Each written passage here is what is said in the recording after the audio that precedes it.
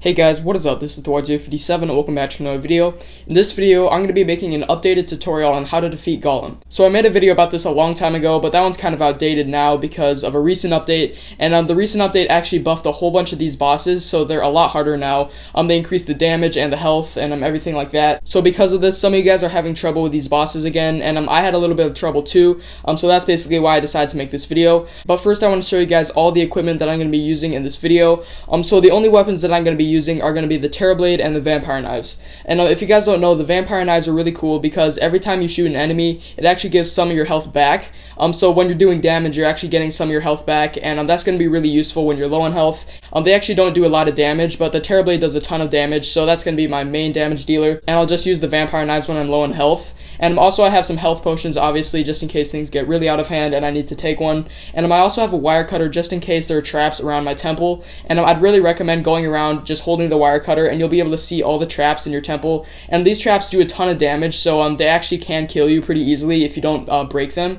So yeah, if you see a trap, just cut the wire and they shouldn't be able to kill you very easily. And obviously you guys are going to need a Lizard Power Cell because that's what you need to summon Golem. And if you guys don't know where to find one of those, you can basically find them in any chest in this temple.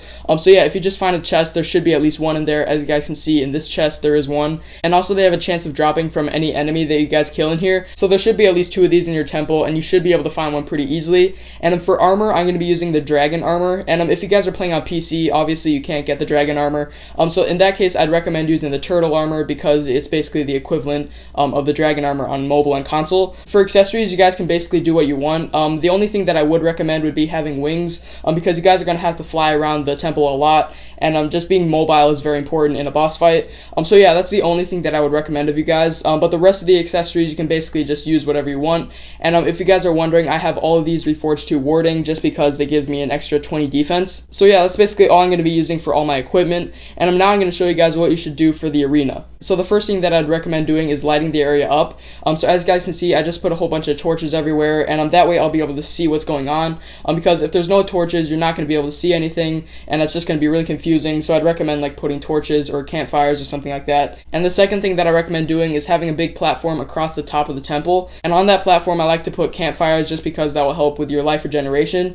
And yeah, that also helps with visibility too. So that's all I did for the arena. But if you guys are still struggling with staying alive, I'd recommend putting down some heart statues. And if you hook that up to a 1-second timer, you should be able to stay alive pretty easily. And now I'm going to show you guys actually how to defeat Golem himself. So the way you summon Golem is you have the Lizard Power Cell in your hand, and you go up to this thing that's called the Lizard Altar, and it looks something like this. And all you do is just tap it, and then Golem should appear there.